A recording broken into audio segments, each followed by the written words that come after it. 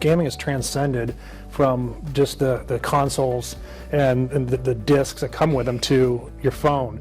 If you look on a plane and what people are doing before it takes off, while they're engaged on the plane, it's a stress relief, it's a time killer. And I think, there's micro moments that for brands and retailers to have a gaming experience in that platform, but then have a completely immersive experience in a 110 to 180 hour gaming event at home when you buy the new release. So the audience is so diverse, where brands and retailers are struggling of where they can win. The average age of a gamer is 31 years old. 40% of them are women. It's definitely a 14 to 54. I mean, it's the leading entertainment kind of brand now.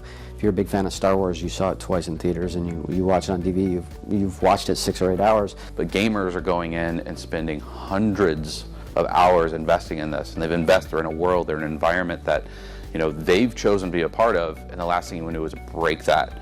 But to Chris's point, you want to enhance that by bringing in something they already care about, they're heavily invested, and then they're able to see that your brand is bringing something to them that's meaningful, that you understand them. It's entertainment, but it's highly interactive, and that's the big thing of gaming being that interactive property where you're watching TV and movies, you're leaning back, but gaming is that one medium where you're leaning in.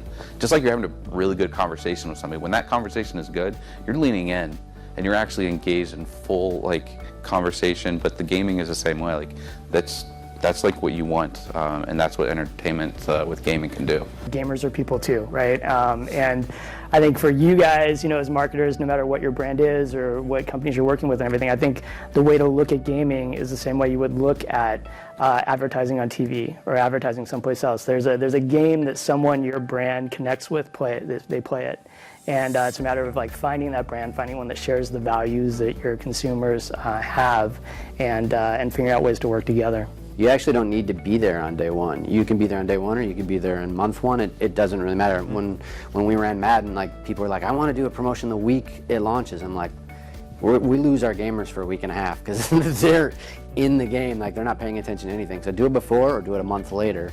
But it's, so the timing is very different than the entertainment. If you look at the big brands like a, Procter & Gamble, CPG company, or someone even like a Nike, I mean, do they get this concept that this is a diverse consumer-based potential audience for them, or are a lot of them still missing the boat on the potential here? Some of our brands, like P&G and I think Kellogg's does quite a good job, but a number of them sit back and say that's not who buys our product. But guess what?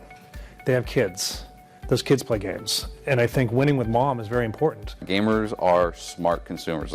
That's I think the big difference. They're way smarter than you think. Let's give them a round of applause.